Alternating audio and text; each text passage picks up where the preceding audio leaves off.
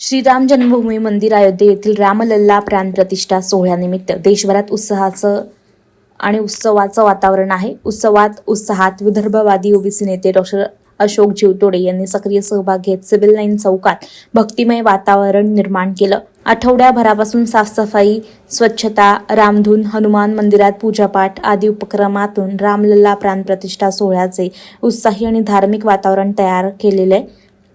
22 जानेवारीला विदर्भवादी ओबीसी नेते डॉक्टर अशोक जीवतोडे यांच्या नेतृत्वात श्रीराम जन्मभूमी मंदिर अयोध्ये येथे रामलल्ला प्राणप्रतिष्ठा सोहळ्यानिमित्त स्थानिक सिव्हिल लाईन चौकातील पुरातन हनुमान मंदिरात दीप प्रज्वलन, पूजा अर्चना, होम हवन, प्रार्थना, रामधून करण्यात आली.